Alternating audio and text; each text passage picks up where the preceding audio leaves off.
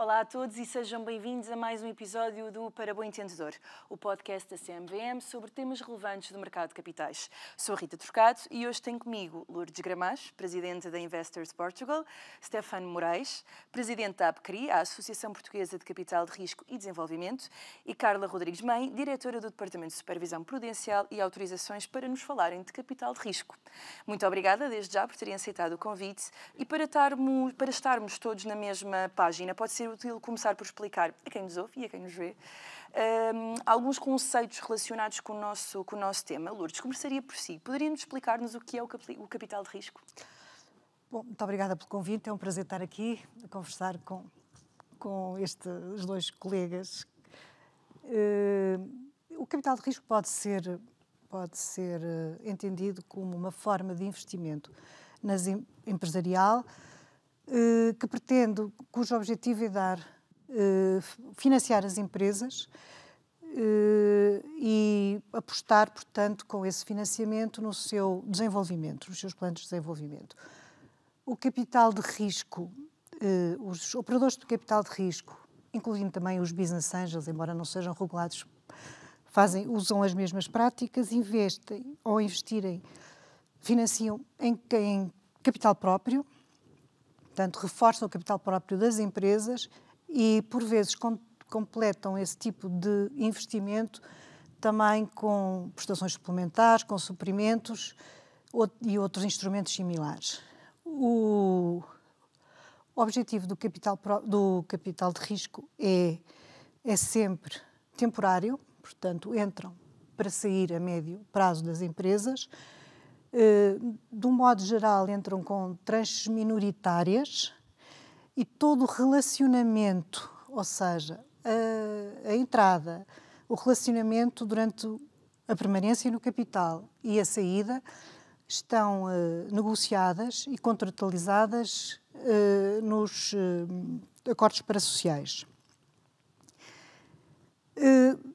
Se virmos, por exemplo, este tipo de financiamento das empresas é aquele que mais importante, a forma mais constante nas empresas, nas chamadas startups, nas empresas nas suas fases iniciais de desenvolvimento e também nas empresas mais maduras, cujo risco é maior e, portanto, não estão muito abertas. O risco é maior e, ao mesmo tempo, também a oportunidade de crescimento. Portanto, tem que se julgar com esses dois vetores. E, portanto, não estão abertas a outro tipo de financiamento mais comum no mercado. Em termos de vantagens, parecem-me óbvias, porque o capital de risco está muito alinhado com as estratégias das empresas de crescimento acelerado e, portanto, partilham risco, mas também pretendem, na realidade, vir a obter um múltiplo interessante no momento da saída. As vantagens para os empreendedores e, neste caso, para os promotores, é que têm acesso a uma estrutura de capital próprio que os torna mais atrativos para outras rondas de capital seguintes ou até para outros meios de financiamento no mercado. Não perdem a sua autonomia, porque os operadores de capital de risco querem que eles sejam eles, na realidade, a promover o desenvolvimento das empresas e, por outro lado, têm acesso a uma série de apoios que têm a ver muito com a abertura de redes de networking, tem a experiência destes operadores que lhes permitem crescer mais rapidamente. Penso que, assim, em linhas gerais, é isto o capital de risco. E, Stefano, o que significa Private Equity e Venture Capital e o que é que distingue um do outro, um conceito do outro? A verdade é que capital de risco, internacionalmente diz Private Equity, e depois dentro do Private Equity existe o Private Equity e o Venture Capital. É bastante confuso. Mas tal como dizia a Lourdes, portanto, trata-se essencialmente de ambos os instrumentos de capitalização das empresas. Portanto, em vez da empresa, do empresário ou do empreendedor ter dinheiro próprio ir colocando, recorre a sócios de capital que aportam capital, aportam conhecimento e agregam valor. Mas realmente, dentro do capital de risco, dentro do private equity, como se diz internacionalmente, existem muitas modalidades e são bastante diferentes umas das outras. Vamos desde o venture capital, que apoia, capitaliza empresas normalmente de tecnologia, de alto valor acrescentado, de grande escalabilidade mundial, e dentro do venture capital existem vários estágios. Existe o que é o capital semente, ou que se chama o pre-seed, o pré-semente, o semente, o seed, e depois as várias séries, e portanto normalmente diz que existe fundos de capital de risco de venture capital, early stage, growth stage e later stage, que são estas 3 fases, além dos business angels, que não são fundos, e depois no capital de risco, que é private equity, existem também diferentes tipos de investimento. Existe capital de expansão para empresas já com receitas e já com resultados positivos, mas que precisam de capital para se expandir, e que pode ser complementado também com dívida bancária ou não.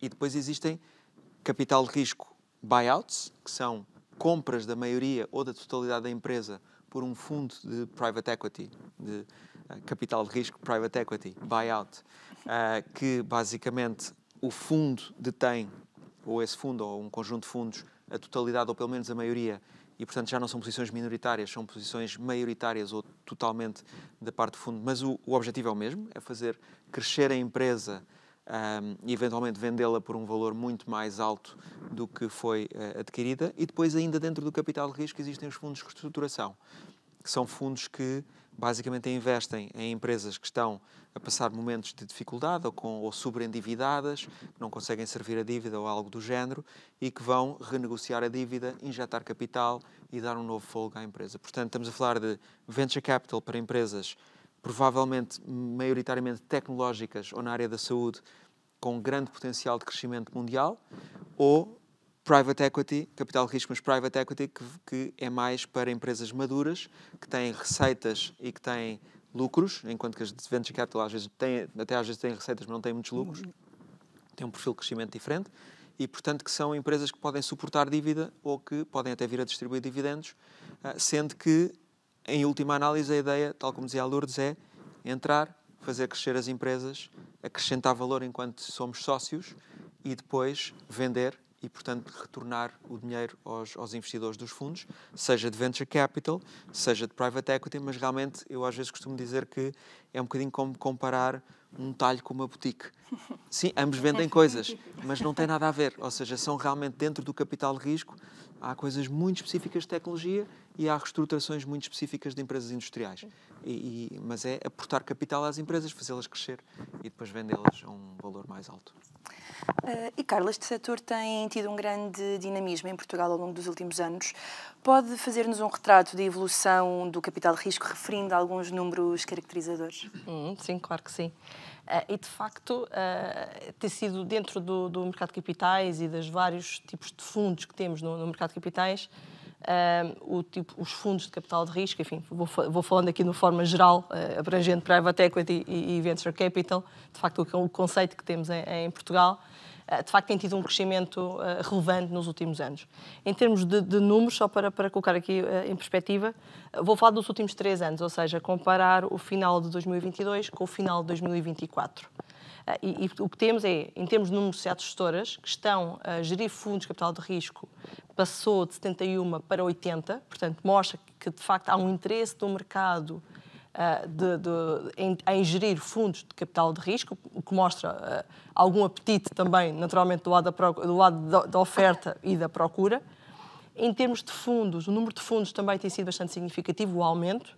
Estamos a falar que no final de 22 tínhamos cerca de 250 fundos, no final do ano de 24 temos 350, portanto houve aqui um aumento de 100 fundos em 2 anos.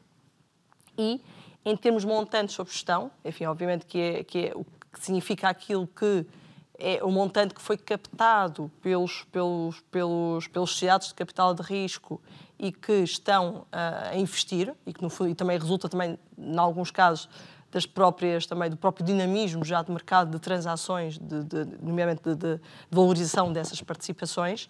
Estamos a falar de um aumento de cerca de 7 mil milhões no final de 2022 para mais de 10 mil milhões no final de 2024. Portanto, no fundo, o que estamos aqui a falar é de um aumento de cerca de 3 mil milhões dos ativos sob gestão, que representa cerca de 44%, ou seja, quase que duplicou o valor, metade do valor que foi obtido nestes últimos 3 anos. Portanto, claramente mostra que há um dinamismo, ou seja, há um interesse por parte de investidores que estão a colocar o seu dinheiro ao dispor das sociedades de capital de risco para fazer esses investimentos e também, naturalmente, esse montante depois é aplicado na economia e fazer o objetivo principal é, naturalmente, fazer investimentos em participadas nestes vários estágios que foram referidos agora. E voltando a si, Lourdes, o que é que acha na perspectiva da Investor Portugal? A que é que se deve este dinamismo?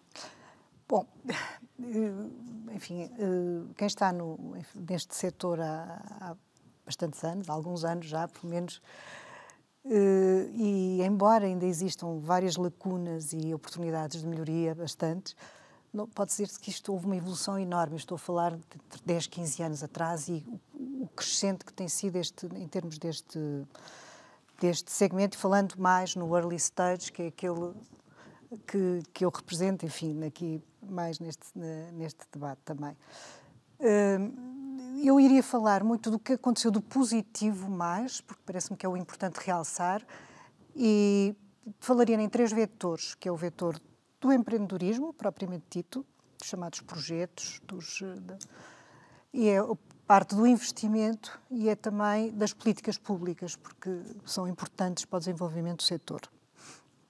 Em termos do empreendedorismo, quer dizer, o país está muito irreconhecível em relação a 10, 15 anos atrás, quando se começou. Há muitos mais projetos, os projetos são mais estruturados, são mais pensados, são com muito mais qualidade. Há mais empreendedores, cada vez se vê mais aparecerem empreendedores que querem começar os seus projetos, ou que já começaram e que, entretanto, precisam de alavancá-los para crescerem. Vê-se também uma procura crescente também voltando ao empreendedorismo ainda, há também no país uma maior consciência deste empreendedorismo, houve uma evolução muito grande na promoção do empreendedorismo. Há uma crescente talento disponível, talento em engenharias, em tecnologias, em gestão, que as universidades portuguesas estão no topo das universidades internacionais, formam muitíssimo talento que, quando saem, já não procuram as grandes multinacionais ou as consultoras, que eram uma grande saída há uns anos atrás, e agora já veem com bons olhos irem para startups e para scale-ups para fazerem lá as suas carreiras. Também se vê que Portugal se posicionou como um hub de inovação, vêem-se muitos empreendedores, e também portugueses, mas empreendedores internacionais que vêm aqui começar os seus projetos. Portanto, há uma maior oferta neste setor e com muito mais qualidade do que havia. Portanto, tem sido em crescendo. Por outro lado, do lado do investimento, e começando também 10 ou 15 anos atrás, enfim, uma evolução, o Stefan depois até pode falar mais disso, também já esteve ligado a outros setores também nesse início da atividade, em que, na realidade, tudo o que é capital de risco para este early stage e também dos business angels começou muito alavancado com iniciativas públicas, mas que foram muito importantes na altura porque lançaram realmente as sementes do que são hoje os operadores de capital de risco de early stage, com mais experiência e com mais nome no ecossistema português. Por outro lado, também temos visto que há cada vez mais, também temos visto mais recentemente, e também aí a CMVM tem tido um papel importante na desmistificação do que é o acesso ao mercado de capitais, e esta experiência que as capitais de risco têm vindo a adquirir, em que começam a demonstrar resultados, a mostrar que, na realidade, há um mercado de investimento interessante para os investidores portugueses. Também tem havido maior procura nas suas carteiras de investidores de investimento terem também capital de risco. Por outro lado, temos visto que algumas iniciativas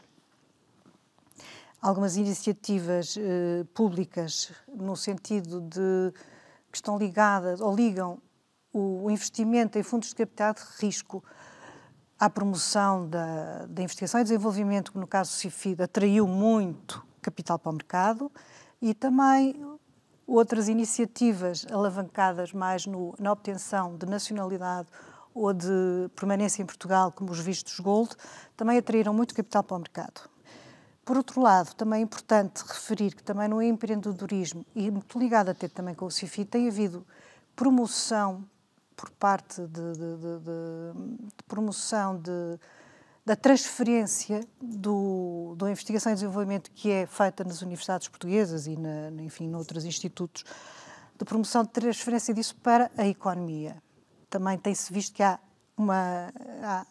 grande atividade neste setor. No lado das políticas públicas, eu gostava de salientar alguma legislação que foi feita, como, por exemplo, a lei das startups, que regulou a parte das stock options, que é uma ferramenta importante na gestão não só das startups e das scale-ups, mas também para todas as empresas, enfim, de um modo geral. A promoção de eventos internacionais que atraíram muita gente e pôs Portugal no mapa da inovação internacional, como, por exemplo, a Web Summit, que teve um papel importante, e agora a CIMD Conference, que também, enfim, não tem a mesma relevância, mas para o mercado português tem relevância. E, por outro lado, estas iniciativas também de promoção da transferência de tecnologia, voltando a referi-las, acho que são importantes porque também atrai capital. Agora, há muito a fazer, muitíssimo a fazer, principalmente no aspecto de termos acesso a mais capital institucional. Eu até deixo para o Stefan porque ele, enfim, este tema, porque gosta muito, mas que na realidade é fundamental, porque nós temos muita falta desse tipo de instrumentos ou desse tipo de facilidade de acesso a capital, que no fundo é aquele que fez crescer noutras geografias muito mais desenvolvidas que a nossa. Stefan, concorda com esta perspectiva e como é que tal compara a realidade europeia e internacional? Sim, efetivamente houve uma evolução enorme, tanto no que toca a Venture Capital como em Private Equity. Em Venture Capital, na realidade, quando eu regressei a Portugal em 2012, 13, era uma área ainda nascente totalmente. Os operadores estavam concentrados ou no Estado ou em bancos, e foram esses operadores depois, nomeadamente os bancos, que depois conseguiram levantar os primeiros fundos institucionais com investidores internacionais e nacionais. Mas isso também só foi possível porque houve uma mudança de mentalidade dos empreendedores. Aliás, passaram a haver empreendedores. E eu acho que isso se deve muito ao sistema de educação que foi evoluindo e também à revolução da internet e da partilha de informação.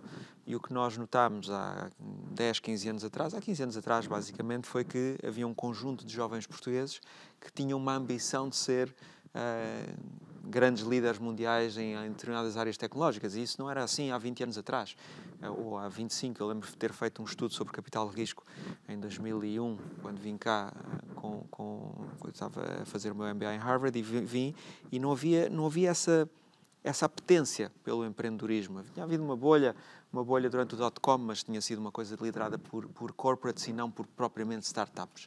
E, na realidade, apareceu uma geração nova de entrepreneurs, jovens, altamente qualificados de universidades portuguesas e estrangeiras, nomeadamente portuguesas, e que quiseram ir para os Estados Unidos e fazer as coisas acontecer. E ao mesmo tempo, e isso tem vindo a continuar, como dizia a Lourdes, e normalizou-se. E obviamente, hoje em dia há muitas oportunidades de emprego, mas também o ambiente é muito mais competitivo. Portanto, lançar hoje em dia uma startup deep tech, inteligência artificial e por aí fora, não é a mesma coisa que fazer uma app para um telefone aqui há 15 anos atrás. Portanto, as coisas também são mais complicadas, mas normalizou-se e passou a ser uma carreira viável, tanto como empregado como entrepreneur, dentro de startups. Na área de private equity também houve uma alteração muito grande, porque também nessa altura, há 25 anos atrás, e mesmo quando eu voltei a Portugal há 12 ou 13, basicamente era ainda muito visto como a empresa está com um problema, vamos lá encontrar aqui quem nos meta capital de uma maneira mais ou menos, não vou dizer legítima, mas havia uma tentativa sempre de, se eu tenho um problema, vou tentar então arranjar capital, senão vou recorrer à banca, basicamente. E nós hoje em dia o que assistimos em private equity é um conjunto de empresários por todo o país, já sofisticados a perceberem que para competir a nível internacional precisam de capital. Não podem só recorrer ao financiamento bancário e ainda não estão prontos para ir para a bolsa, digamos. E, portanto, precisam de sócios de capital que os ajudem a dar o passo seguinte ou, às vezes, simplesmente a venderem a empresa e irem fazer outras coisas ou provocar uma mudança geracional. E essa mentalidade e, por outro lado, a existência de mais fundos e de mais capital é como se fosse um círculo virtuoso. E, portanto, quanto mais transações existem, mais o tipo de financiamento se torna conhecido e quanto mais se torna conhecido, mais transações existem e mais se normaliza. Portanto, eu diria que nós estamos na adolescência do capital de risco. Ainda não estamos estávamos propriamente totalmente na infância durante um par de décadas, portanto, que normalmente não é só 1 ou 2 ou 5 anos, foram 20 anos de infância. Eu acho que a última década tem sido a adolescência e acho que o mercado de capital de risco em Portugal está a precisar de entrar na idade adulta. E a idade adulta tem muito a ver com isso, tem muito a ver com os instrumentos do Estado que têm sido o apoio nos últimos, desde que eu voltei, é inequívoco a vários níveis, não só da regulação, mas também dos diferentes governos em melhorar o ambiente, mas muitas vezes os instrumentos são desenhados de uma forma que não estão ainda totalmente em condições de mercado. E eu acho que tanto da parte do Estado como da parte agora dos privados, que se calhar com a ajuda do Estado, temos que entrar na fase adulta do capital de risco, em que há capital suficiente para capitalizar o conjunto de oportunidades que é cada vez maior, em que os operadores de mercado sabem distinguir, que é algo que não sabem ainda, entre o que são fundos, o que é uma performance boa do que é uma performance, até porque basicamente, como a performance demora 10 anos a ver-se, às vezes é difícil. Para quem está fora do mercado, é difícil perceber, distinguir o trigo do joio. E com oscilações, e com impactos macroeconómicos, e com impactos de regulação, impactos de várias maneiras. E, portanto, eu acho que vamos começar a chegar a um momento em que se começa a poder distinguir o trigo do joio e em que os investidores institucionais privados podem começar a vir a jogo e também com a ajuda do Estado, mas ajuda em termos de mercado. Ajuda, salvo seja que não pode haver ajuda de Estado. E isto é muito importante porque realmente nós não vamos conseguir dar o passo seguinte de capitalizar melhor as empresas, em que os melhores fundos, com melhor performance, com melhores pessoas, consigam continuar a crescer, porque, tal como outras classes de investimento institucionais, o tamanho conta. E cada vez mais, se não houver dimensão dos operadores, é muitíssimo difícil responder às solicitações da regulação, é muitíssimo difícil apoiar as empresas no seu caminho, que já não dá para ficar pequeno. Ou seja, tem que se crescer rapidamente, tanto no private equity como no venture capital. E para isso é importante que as sociedades gestoras estejam bem capitalizadas para poderem ter equipas de recursos humanos experientes, bem pagas, bem incentivadas, para que possam fazer um trabalho profissional, que é o que nós vemos em mercados mais avançados, a começar por Espanha, mas seguramente na Alemanha, Inglaterra, em França e depois, obviamente, nos Estados Unidos, em Israel e em outros países onde o capital de risco, o private equity, que tem venture capital e private equity dentro, tem uma força enorme. Por exemplo, na questão do venture capital, das maiores empresas mundiais, das 10 maiores, se não me engano, 9 delas começaram com venture capital. Portanto, embora o venture capital e o private equity investam numa percentagem pequena de empresas, que são aquelas que têm o potencial realmente de crescer muito, sejam elas fábricas ou startups, a verdade é que essas fábricas, essas startups, têm uma influência na atividade económica do país completamente desproporcional na criação de emprego mais qualificado e mais bem pago, no aumento das exportações exponencial e no dinamismo que imprimem à economia. Portanto, é um motor da economia fundamental que está um bocadinho coxo ainda pela parte de capitalização dos fundos que fazem esses investimentos. Porque nós, com instrumentos, digamos, do Estado, com muitas restrições, ou instrumentos privados com muitas restrições, nomeadamente o CIFID, o Golden Visa e por aí fora, não se consegue investir da forma livre que esta indústria requer. Isso pode ter consequências porque depois os retornos não são adequados e por aí fora, e depois demora o motor a arrancar para passarmos da adolescência à idade adulta. E estamos nessa fase neste momento. Ou seja, então podemos dizer que o mercado de capitais vai além do que é o tradicionalmente conhecido como bolsa. E uma dessas alternativas de financiamento é exatamente o capital de risco. Do ponto de vista do supervisor, Carla, que números podem ser partilhados relativamente ao financiamento da economia através do capital de risco?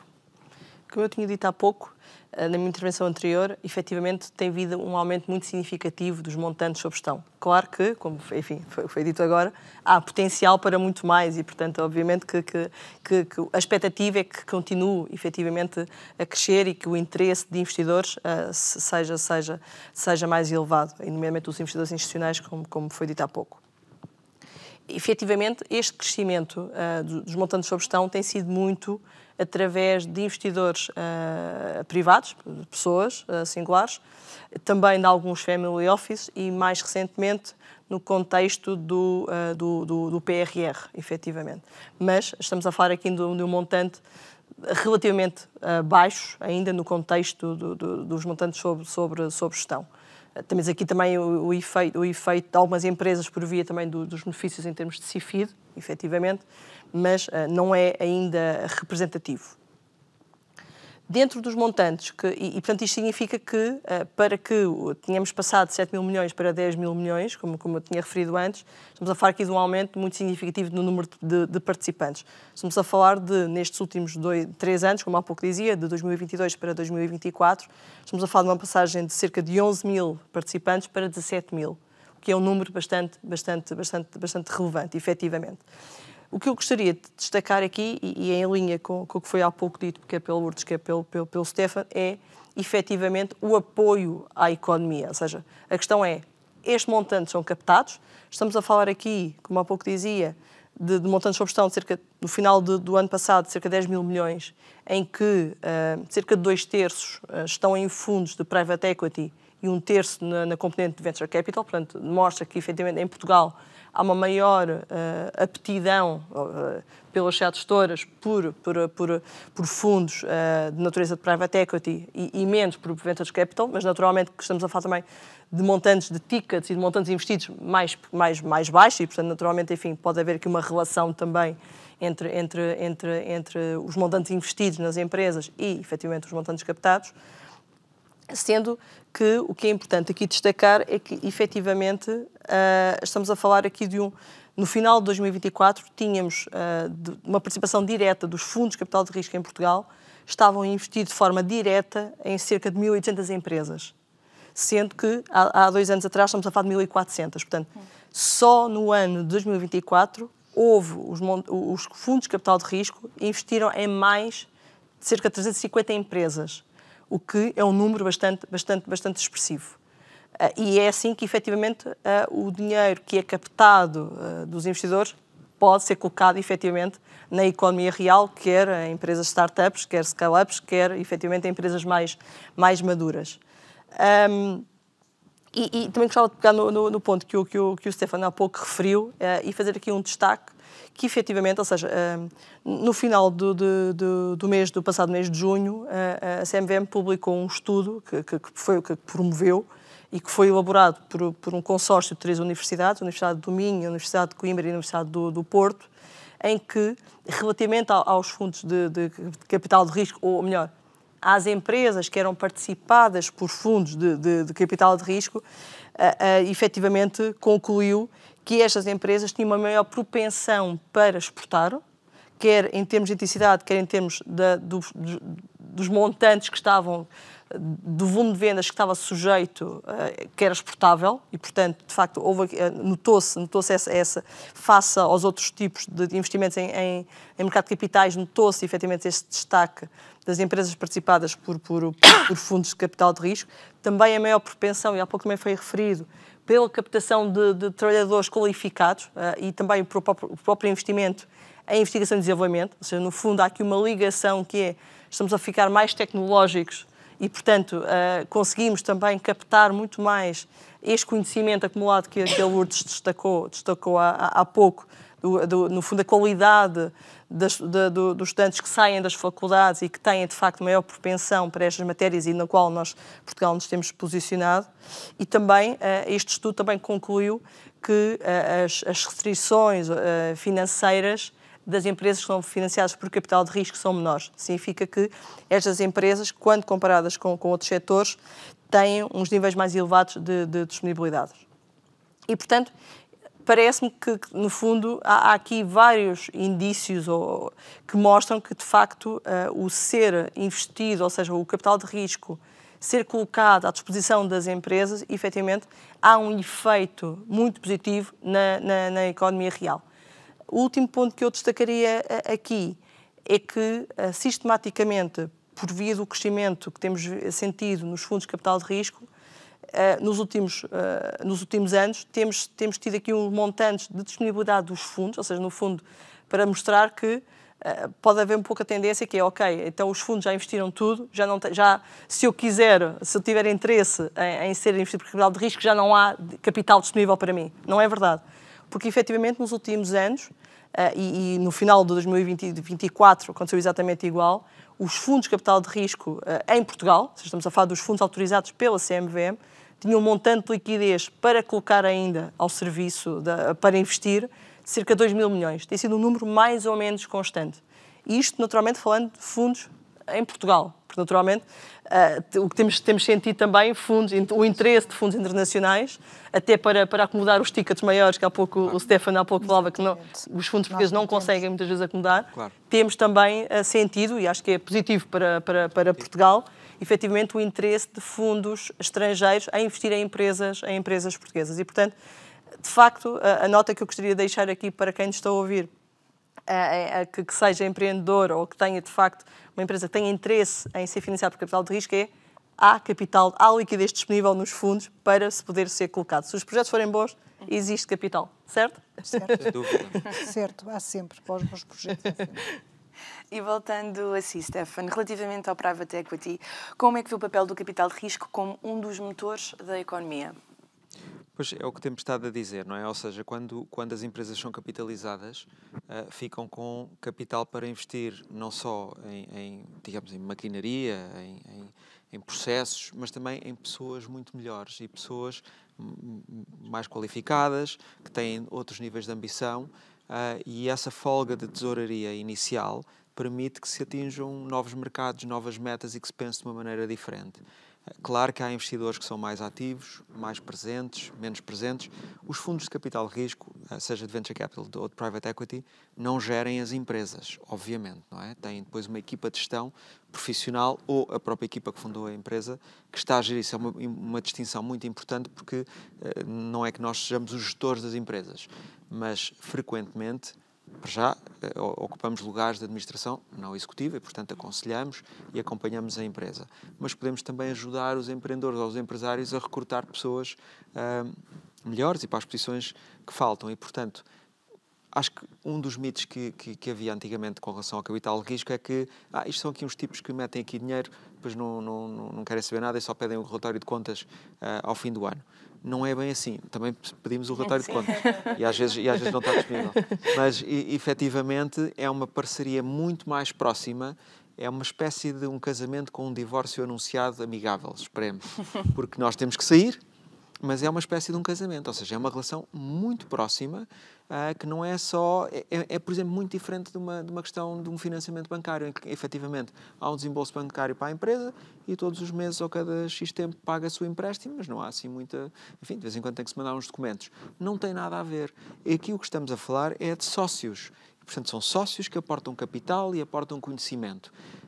E é preciso escolher muito bem por isso é que nós também tentamos escolher muito bem da nossa parte e esperamos que depois também, do outro lado, também haja essa escolha e essa consciência de que é uma parceria de trabalho constante, não no dia-a-dia para decidir, digamos, os detalhes, mas uma parceria de grande envolvimento. E eu acho que hoje em dia temos uma classe de empresários e de entrepreneurs que já tem um nível de sofisticação para perceber que esta é a forma que se consegue encontrar para se crescer rapidamente. Porque é assim que se fez em todo o mundo, ou seja, é assim, a força do capital é importantíssima para que as empresas cresçam mais rápido. E no caso do Venture Capital, Lourdes? Não difere muito do que o Stefan já disse, quer dizer, nós, na realidade, o impacto que o Venture tem tido é, na realidade, tem transformado a economia portuguesa.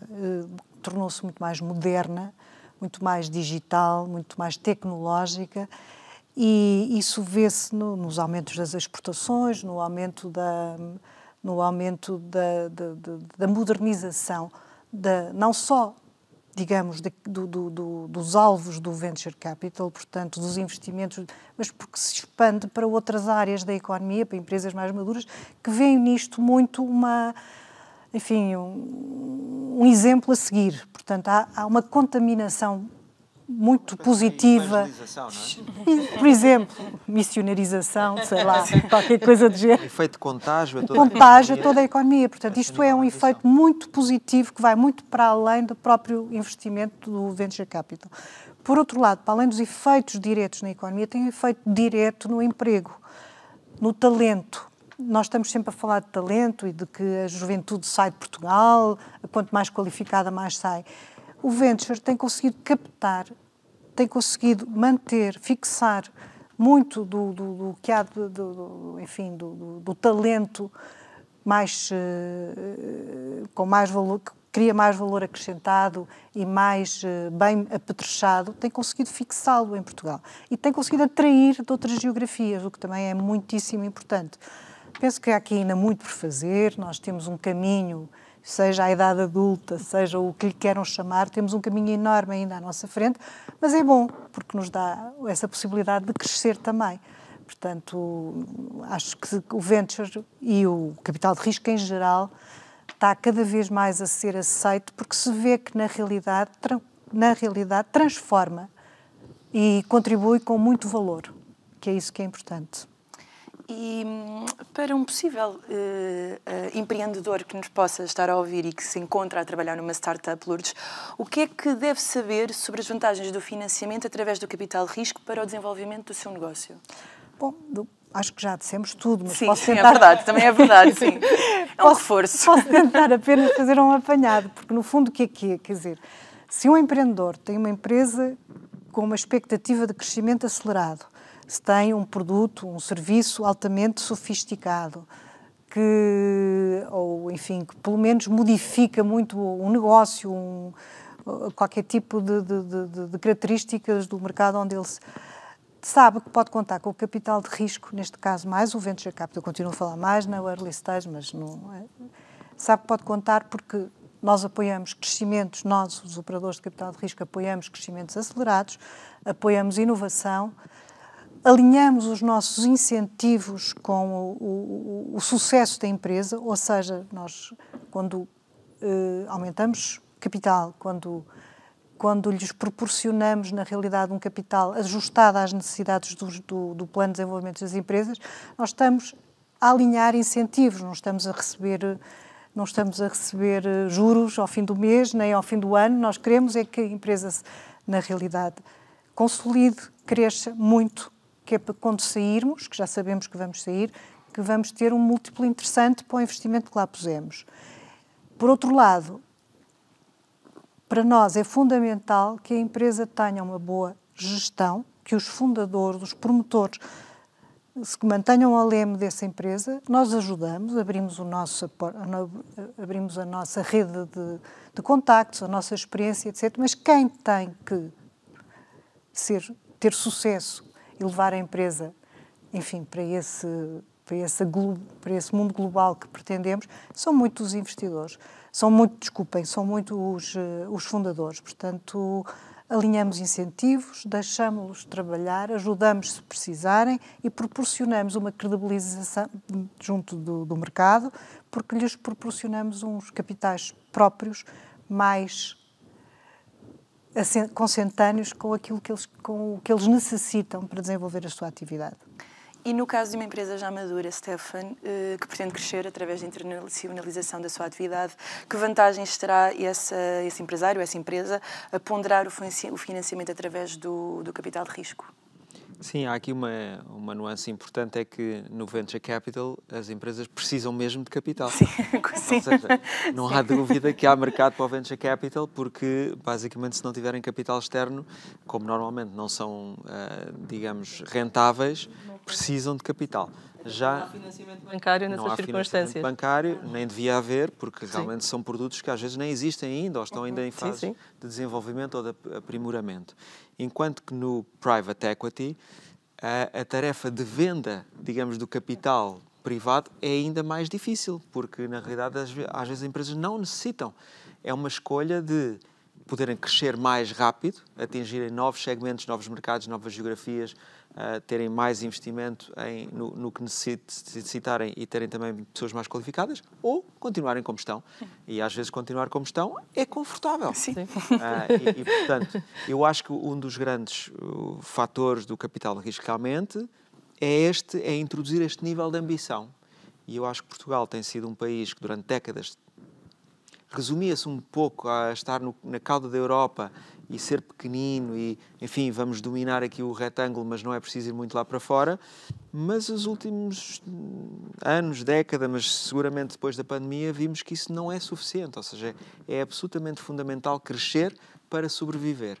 E, portanto, o capital externo com valor acrescentado permite abrir um leque de opções cuja opção já não é só ficar na mesma, é provavelmente deixar de existir a prazo, porque a mudança tecnológica não é só no Venture Capital. A mudança tecnológica abrange todas as áreas da economia, todas as indústrias e, portanto, não é possível, com raras exceções, ficar parado e não crescer.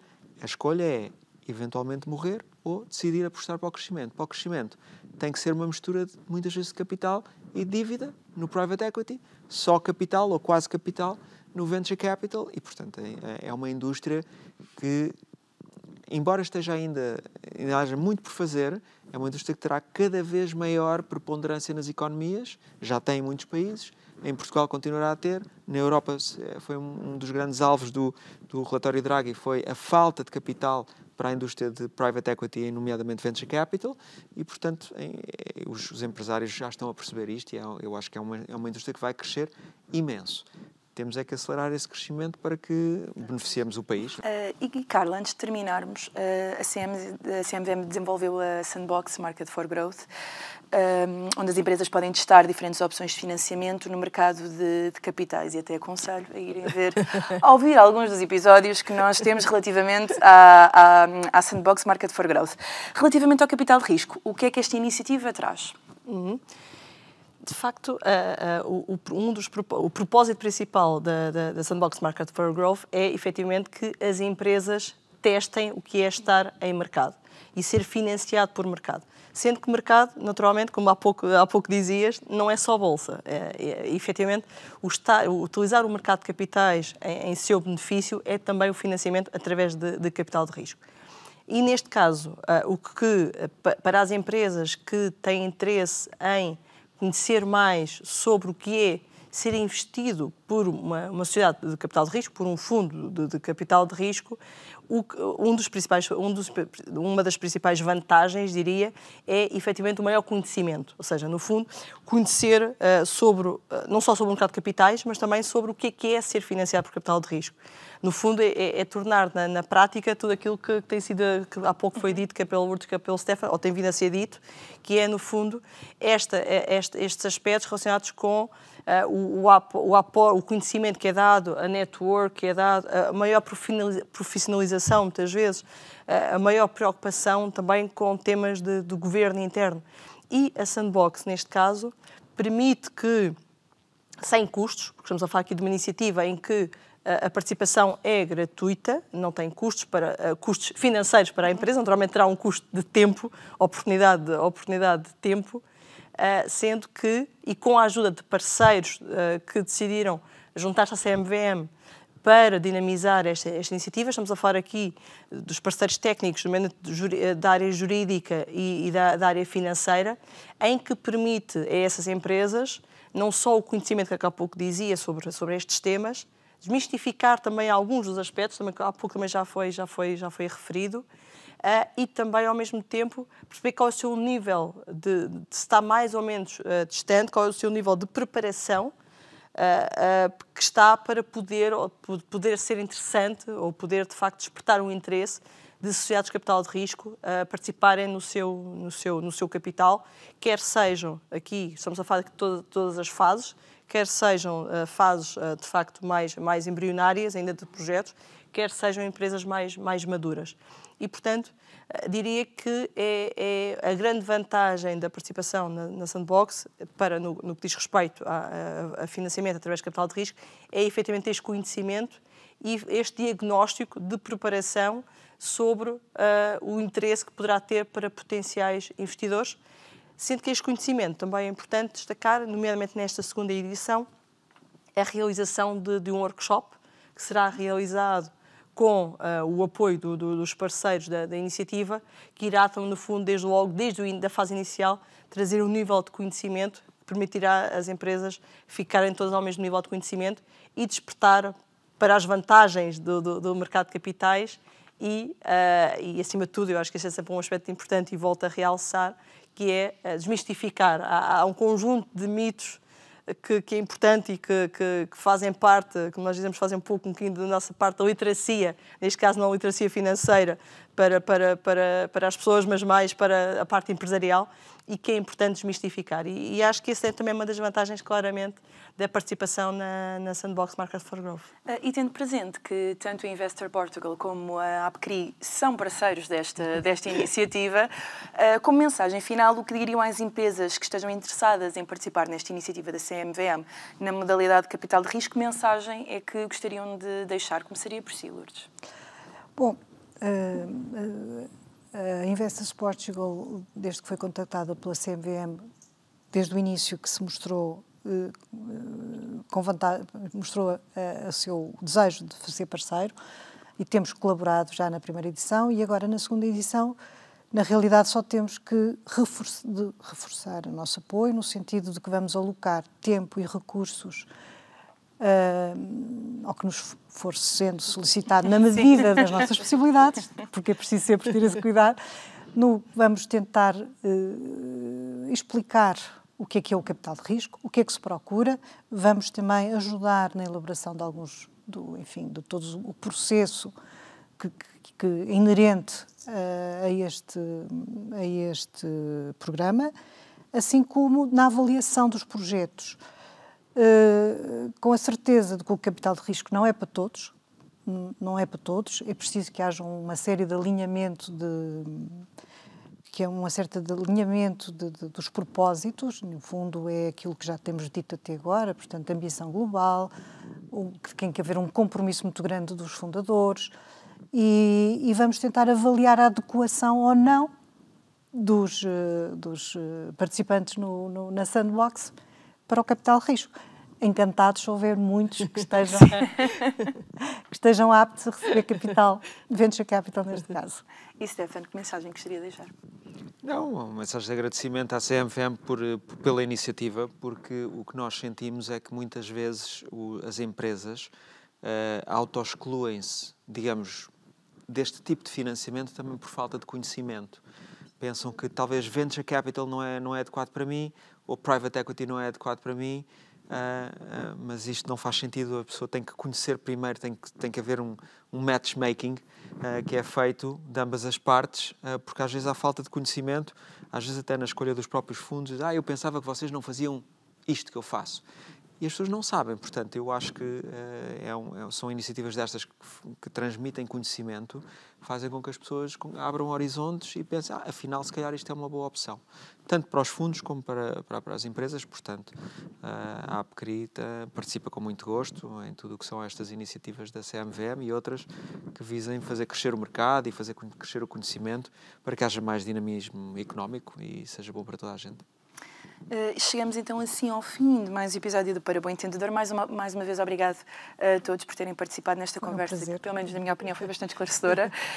A quem nos ouve e vê, se gostou deste episódio, partilhe e comente os próximos através das plataformas habituais de divulgação do podcast e no portal do investidor da CMVM. Obrigada e até ao próximo episódio.